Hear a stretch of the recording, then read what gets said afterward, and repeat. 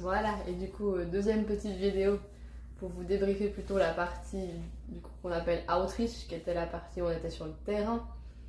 Comme beaucoup ont suivi, du coup, le plan quand on est parti, nous à GEM, c'était d'aller en Asie, donc en Myanmar ou en Thaïlande.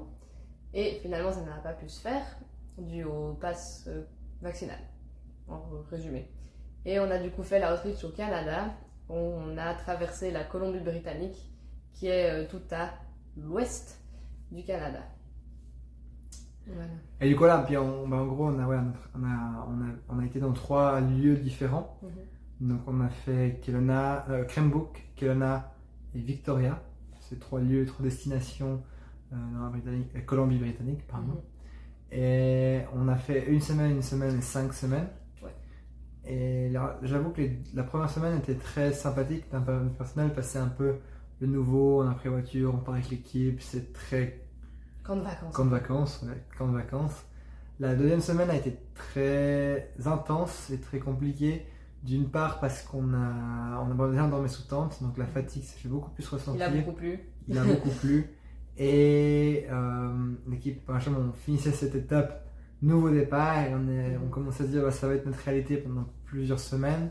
Et du coup beaucoup de tension, on a eu 2-3 excès d'humeur, 2-3 coups de gueule, ouais, c'est la bonne expression. Et du coup ça a été très intense. Une fois qu'on est arrivé à Victoria, personnellement moi ça a été beaucoup plus intéressant parce que du coup on a pu investir sur des personnes vu qu'on est resté 5 semaines.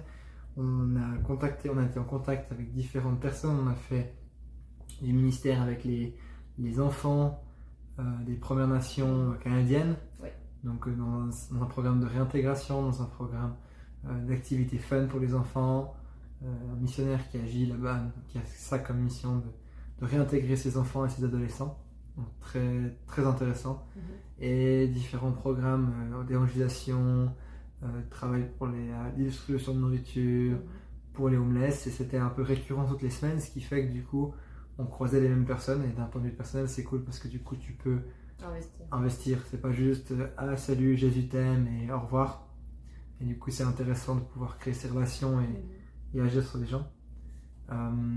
J'étais le conducteur de toute l'outreach, voilà. Et du coup c'était quelque chose qui était très intense, et en fait c'est vrai que je me suis rendu compte que ça avait beaucoup de fatigue parce que du coup on a fait plus de 4000 km et j'avoue que si je devais refaire, c'est l'intérêt d'avoir plusieurs conducteurs et prend son sens. Du coup là c'était un peu pour mon souvenir. Oui, alors de mon côté, la première semaine je rejoins Mathieu, c'est très un peu colo de vacances, c'est nouveau, du coup tout le monde est un peu tout feu tout flamme, on faisait des jeux le soir, c'était fun. La deuxième semaine était très compliquée. Moi, en plus, c'était la semaine de mon anniversaire et j'ai ma soeur qui m'a fait un magnifique cadeau de m'envoyer une vidéo où tous les gens qui comptent et qui sont très proches m'ont fait une vidéo où ils me disaient des trucs gentils et tout. Et du coup, j'étais là, mais quel est le but de rester ici où moi je ne veux pas être? Et il y a plein de gens qui attendent que je rentre. Du coup, il y avait ce contraste qui était assez compliqué à gérer la deuxième semaine, et surtout que la deuxième semaine a fait presque 100% que de l'évangélisation, donc vraiment on va dans la rue, on parle aux gens. Et moi j'avais aussi ce côté plus où j'avais envie d'aider les gens physiquement qui me manquaient et qui me frustraient un peu. On a heureusement du coup eu beaucoup plus, comme Mathieu a pu vous expliquer, à Victoria. Donc là c'était effectivement plus cool. On avait aussi des infrastructures vraiment incroyables, la maison où on était super chouette. Et là on a pu vraiment connecter avec les gens. Et ça c'était chouette. On a pu aider aussi parce que c'est une nouvelle base qui venait d'acquérir. Et du coup, autant dire qu'à l'extérieur, on l'a déjà dit dans certaines vidéos, c'était vraiment la forêt vierge. Du coup, on a pu aider à débroussailler, aider à enlever du matériel et vraiment à aider à cleaner un peu ça et agir en ce niveau-là. Et du coup, moi, ma tâche, c'était plus le côté finance pendant la outreach. Et c'est vrai que c'était pas simple à gérer parce que j'avais pas tout le budget. Parce qu'ils voulaient nous faire des surprises et tout, et leur cœur était très juste, mais ça fait que quand t'as pas tout un budget et toutes les informations, c'est très compliqué de tenir un budget et de dire où est-ce qu'on en est. Et du coup là c'était le premier outreach aussi de nos leaders, donc on leur en tire en par rigueur, je leur ai fait le retour que c'est un peu compliqué de gérer comme ça. Après ils ont eu aussi peu de gens qui avaient déjà un peu bossé dans ce domaine avant. Ça nous fait venir sur le point de la finance en fait. On sait qu'on a eu 3 petites personnes qui ont eu des 3 petits doutes sur la compréhension de notre gestion des finances. On avait à cœur de clarifier ça. Il faut juste que vous sachiez que voilà, en mission, parce que certaines personnes ont peut-être eu le sentiment qu'on devait payer pour en plus donner du travail voilà, gratuit. Du travail gratuit, et c'est en fait un quiproquo de notre part.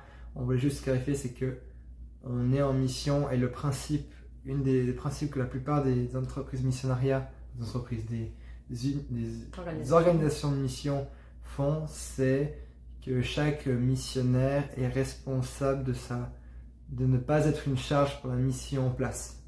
Et c'est quelque chose qui s'applique, qui n'est pas dépourvu de sens. L'idée, c'est que nous soyons indépendants en fait de travailler pour une mission, mais de pouvoir changer aussi pour un autre projet, et un autre projet sans que la mission avec laquelle on travaille ait à se soucier de la masse salariale. Et du coup, c'est pour ça un petit exemple, voilà, dans le sens, quand on est sur place, de manière générale, en fait, nos besoins, on va dire en nourriture, en logement et ces choses-là, en général, c'est en guillemets à notre charge sur le principe. L'idée, c'est que du coup, les donateurs qui soutiennent le projet et ne soutiennent pas les charges des gens en fait qui agissent dans ce projet, aussi pour pas rentrer dans ce côté confortable où en fait on paye juste des gens qui agissent, et du coup il n'y a plus assez de fonds pour les projets, et qu'au final on crée juste une organisation qui travaille pour elle-même. Mais c'est pas le but. Le cœur est vraiment quand il y a un projet, c'est d'aller dans le projet, et chaque personne, voilà, nous on a nos propres supports, et encore merci à ceux qui nous soutiennent, qui sont là pour nous soutenir. Nous, ça nous permet d'être à 100% dans le projet, et le projet n'a pas à se soucier de nous. Et du coup, c'est ce qui s'est passé pour cette partie Outreach. Alors nous, on avait encore la chance qu'à IWAM, vu que leur cœur de mission, c'est la formation où on était, la base, c'était juste uniquement la base où on était, leur cœur était la formation, ils offraient encore le logement et la nourriture sur le moment où on vivait sur place. Donc du coup, on a été hyper bénis, parce qu'on a eu la chance de pouvoir profiter de cette aide-là, parce que leur cœur de mission était à ce niveau-là. Toute la première partie qu'on a fait de avril à juin, on n'a rien payé. Ouais. En fait, à part les petits bonbons. Sinon, on allait au restaurant, bah oui, bien sûr. Mais ça, c'est normal, c'est pas ça. Mais voilà. Pour la partie Outreach, là, on a effectivement dû payer du coup des filles, comme on appelle. Ces fameux 3500 francs par personne. Qui sont sortis. Avec l'or canadien, donc ça fait 2500 francs suisses. C'était encore plus cool. Et en fait, il faut voir ça comme des frais qu'on aurait eu si on avait été tout seul. Parce que si on avait décidé de traverser la Colombie-Britannique, on aurait eu des frais d'essence, de voiture, d'assurance, de nourriture, de loyer, d'électricité. En fait, on a juste donné ça à Iwan pour qu'il puisse gérer pour le groupe. C'est le coût de la vie qu'on aurait eu en fait. En gros, il n'y a personne. Ce qu'on essaie de dire, c'est qu'il n'y a personne derrière qui s'en met dans les poches. En fait, c'est ça. C'est-à-dire, c'est pas, on ne paye pas pour aider. On vient aider dans une démarche dont on ne veut pas être une charge pour ceux qu'on vient aider. Voilà. Et du coup, voilà. Donc, c'était ça qu'on voulait clarifier. Et alors, oui, il y a des organisations qui essaient de s'en mettre dans les poches. Ça, on ne va pas le cacher. On ne va pas aller dans le déni. On essaie de regarder un maximum. Après, il y a aussi une part de confiance en disant, bah voilà, eux, je leur fais confiance. J'investis, que ce soit de ma personne ou de mon porte-monnaie, dans ces choses-là. Et ça encourage aussi au fait de donner.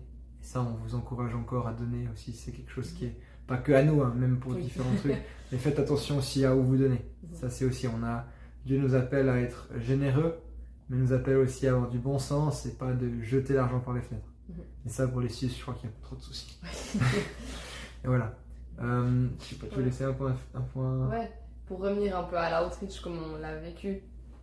Alors, c'est vrai que déjà, nous, on s'attendait pas à rester au Canada, donc on était un peu frustrés au début, on va quand même pas se mentir.